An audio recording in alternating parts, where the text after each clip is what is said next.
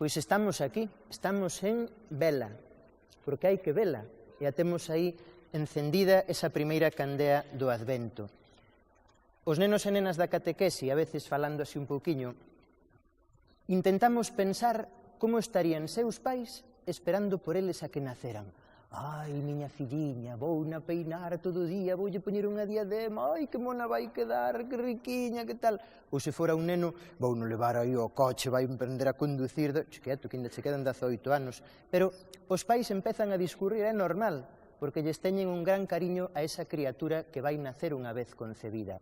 Por eso nós, de alguna maneira, neste Advento, estámonos preparando tamén para eso, para o nacemento do noso Señor. E toda a liturxia, todas as lecturas, condúcenos un pouquiño cara aí, porque senón a veces enredamos no que non fai falta ninguna. Estamos aí enredados en cousas, en televisións, en radios, en non sei que, en periódicos, e o periódico hai que envolvelo pescado e pódese tirar o día seguinte, non caducan rapidamente, como as cousas todas deste mundo. A primeira lectura falábanos dunha palabra que me gustaría que este Advento recordásemos todos: Pai. Ti és o noso Pai.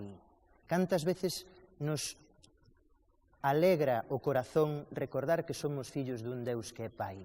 Jová, Pai, e esta lectura ten apuro, ten prisa. Pai, pero fai xa, home, pero Pai, mira como está o mundo. Pai, veña, ven ti e fai. E nós estamos esperando con ese corazón tamén, para que o noso Pai faga. E o Pai vai facer, vai nos enviar a Xesús, con tal de que estemos preparados. Xesús anda por aí, O que pasa é que a veces non temos isto preparado para saber onde anda, nin como acollelo, nin como facer que transforme a nosa vida. Por eso no Salmo, de alguna forma, pedíamos que El restaure o noso corazón.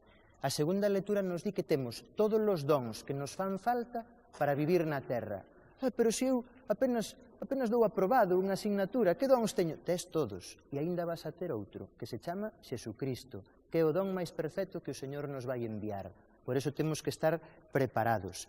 E na lectura final, pois como decía un neno na catequesis que vim facendo unha infusión, que faz? E que me dixeron que no Advento prepara té, eu estou preparando té, todo día, toda noite, té. Pois hai que prepararse.